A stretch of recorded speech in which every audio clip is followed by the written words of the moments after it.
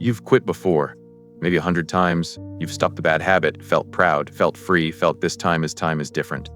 And for a while, it is. Days go by, maybe weeks, maybe even months. You're doing it, you've changed, and then without warning, you're back. One slip, one bad day, one moment of weakness, and suddenly you're right back where you started, doing the exact thing you swore you'd never do again. Here's what nobody tells you. You're not falling back into bad habits because you're weak. You're falling back because you never actually left. The habit is still there, waiting, and the reason it keeps pulling you back has nothing to do with willpower. It has everything to do with what the habit was doing for you in the first place. Once you understand that, everything changes, and you can finally break free.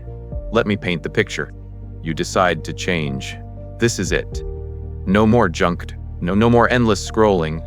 No more procrastinating. No more whatever it is that's holding you back. You're motivated, you're committed, you make it through the first day, then the second, then a week. And it feels good, you feel lighter, stronger, like you're finally becoming the person you want to be. You tell yourself this time is real. This time you've actually changed. But then life happens. An argument with someone you love, a rejection, a disappointment, something that makes you feel bad. And in that moment, the old habit whispers, just this once. You've been doing so well. You deserve a break. One time won't hurt, and you believe it. You give in, just this once. Except once becomes twice becomes 3 times, and before you know it, you're not just slipping. You're fully back in it. Eating the junk food every night, scrolling for hours, procrastinating on everything that matters, and the worst part, you feel like you've failed, again, like you're back at square one. Like all that progress meant nothing. And this doesn't just happen once. It happens over and over. You quit, you relapse. You quit again, you relapse again. It's a cycle, a loop you can't seem to escape. And each time you fall back, it gets a little harder to believe you can actually change. You start to think maybe this is just who you are. Maybe you're not strong enough. Maybe you're not disciplined enough. Maybe some people and you're just not one of them. And that belief, that story you tell yourself, it becomes the heaviest weight of all. So why does this happen? Why do bad habits have such a strong pull? Why can you be doing so well and then fall right back in like you never left? It starts with understanding what a habit actually is. A habit is not just a behavior. It's a loop. A pattern your brain has learned to run automatically. And that loop has 3 parts. There's a trigger, something that happens that starts the loop. There's the behavior, the thing you do, and there's the reward. The feeling you get from doing it. Your brain loves this loop because it's efficient. It doesn't have to think, it just runs the pattern. When you try to quit a bad habit, most people focus on the behavior. They try to stop doing the thing. And for a while, that works. You use willpower, you resist, you say no. But here's the problem. You're only addressing one part of the loop. The trigger is still there. The reward your brain was getting is still missing. And your brain doesn't like that. It feels the gap, it feels the loss, and it starts looking for a way to get that reward back. So the moment your willpower weakens, the moment you're stressed or tired or overwhelmed, your brain defaults back to the pattern. Because the pattern still works, it still delivers the reward. And your brain remembers. But here's the deeper truth. The thing most people never realize. You're not addicted to the behavior. You're addicted to what the behavior does for you. The habit is not the problem. The habit is the solution. It's the way your brain has learned to cope with something uncomfortable. And until you understand what that something is, you'll keep going back. Because you're not actually addressing the real issue. Let me explain. Let me explain that junk food you keep eating. It's about the comfort, the soothing, the way it makes you feel better when you're stressed or sad or lonely. That endless scrolling. It's not about the content. It's about the distraction, the numbing, the way it helps you avoid thinking about the things that make you anxious. That procrastination. It's not about being lazy. It's about avoiding the discomfort of starting something that might not go well.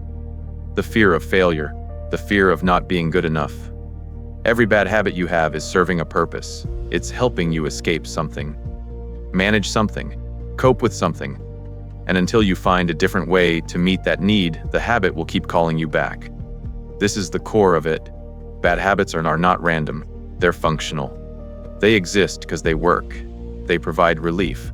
They make uncomfortable feelings go away, at least temporarily. And your brain has learned to rely on them. So when you try to quit without replacing the function, without finding another way to get that relief, you're left with the discomfort and no way to deal with it. And eventually, you can't take it anymore. So you go back to what you know works. The habit. Not because you're weak, but because you're trying to survive the discomfort. And this creates a vicious cycle. Because the more you rely on the bad habit to cope, the less you develop other coping skills. The less you learn to sit with discomfort.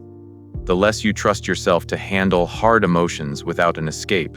And the habit becomes more and more entrenched, not just as a behavior, but as your primary strategy for dealing with life. And breaking it stops being about stopping a behavior.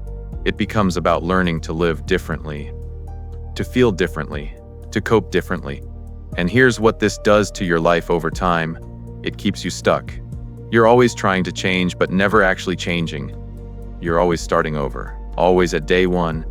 And that's exhausting. It drains your confidence. It makes you doubt yourself. It makes you feel like you're spinning your wheels while everyone else is moving forward. And the shame builds. You fall back, you feel like a failure. You beat yourself up. You tell yourself you should be better, stronger, more disciplined. But shame doesn't help you change. It just makes you feel worse, which makes you more likely to turn to the habit for relief. And the cycle continues. It also steals your potential. Because every moment you're stuck in the bad habit, you're not building the good ones. You're not becoming who you want to be. You're not making progress on the things that matter. You're just surviving, just coping, just getting through the day. And life becomes smaller, less vibrant, less aligned with what you actually want. And the gap between who you are and who you want to be gets wider. And that gap hurts. And the hurt drives you back to the habit, over and over. But here's the shift. You don't need more willpower. You don't need to try harder. You don't need to white-knuckle your way through resisting the habit. What you need is to understand what the habit is giving you and find a healthier way to get it. You need to change the function, not just the behavior. Because when you meet the underlying need in a different way, the pull of the old habit loses its power. It's no longer the only option. It's no longer necessary. And letting it go becomes possible, not because you're forcing yourself, but because you don't need it anymore. The truth is, you fall back into bad habits because the conditions that created them are still there. The stress, the loneliness, the fear, the discomfort, whatever it is you're trying to escape, it hasn't gone away. And the habit was your way of dealing with it. So if you want to break the habit for good, you have to deal with the condition. You have to underneath. And you have to build new ways of coping that actually serve you. So what do you actually do? How do you break the cycle? How do you stop falling back into the same patterns? Let me give you 3 steps. First, identify the real need. The next time you feel the urge to fall back into the bad habit, pause. Don't judge yourself. Don't fight it. Just pause and ask, what am I actually feeling right now? What am I trying to escape? Am I lonely? Bored? Angry? Sad? Get specific. Because once you know what you're really dealing with, you can address it directly. The habit is just the middleman. The feeling is the real issue. And when you start paying attention to the feeling instead of just reacting with the habit, you create space.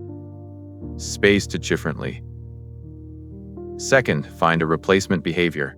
You can't just remove a habit and leave a void.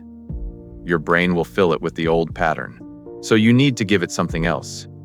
Something that meets the same need but in a healthier way. If the habit was about stress relief, find another way to relieve stress. Go for a walk. Do some breathing exercises. Call a friend. Journal. Move your body. If the habit was about distraction, find a better distraction. Read. Create something. It's something meaningful. The key is that the replacement has to actually work. It has to provide some version of the reward your brain was getting. It doesn't have to be perfect. It just has to be better. And over time, your brain will start to learn the new loop. New trigger, new behavior, new reward. Third, build your tolerance for discomfort. This is the big one. Most bad habits exist because you can't sit with uncomfortable feelings, so you escape them. But discomfort is not dangerous. It's just uncomfortable. And the more you practice being with it, the less you need to escape it. Start small. When you feel the urge for the bad habit, sit with the feeling for just 2 minutes. Don't do anything. Don't fix it. Just breathe and notice what the discomfort feels like in your body. Where is it? What does it feel like? Just observe it and see what happens. Most of the time, the intensity will pass. The urge will fade, and you'll realize you didn't need the habit. You needed to wait it out. Every time you do this, you're building the muscle, the ability to tolerate discomfort without needing to escape. And that's the skill that changes everything. Here's the truth. Changing a bad habit is not about becoming a different person. It's about understanding the person you already are, understanding what you're struggling with, what you're avoiding, what you're trying to cope with, and then giving yourself better tools, better strategies, better ways to meet your needs, because you're not broken, you're not weak, you're just human, and humans need relief. They need ways to manage hard feelings. The question is not whether you'll have coping mechanisms. The question is whether they'll serve you or hurt you. Right now, your bad habits are hurting you. They're giving you short-term relief at the cost of long-term well-being. But that can change, not by fighting yourself, not by forcing yourself to be someone you're not, but by understanding yourself, by seeing the habit for what it really is. A strategy, a coping mechanism, a way your brain learned to survive, and then choosing a better strategy, one that actually helps you thrive. You will slip again. That's part of the process. Change is not linear. You will have bad days. You will fall back. But falling back doesn't mean you failed. It means you're human. And the goal is not perfection. The goal is progress. Each slip, you learn something. You see the pattern more clearly. You understand the trigger better. You get stronger. And the slips become less frequent, less severe, until one day you realize you're not falling anymore. You're just moving forward, not perfectly, but consistently, and that's enough. If this helped you see your habits differently, if it gave you hope that change is possible, I'd be grateful if you subscribed. There's more here, more ways to understand why you do what you do, more tools to build the life you want, more reminders that you're not stuck. You're just learning. And learning takes time, but you're on the path, and that's what matters.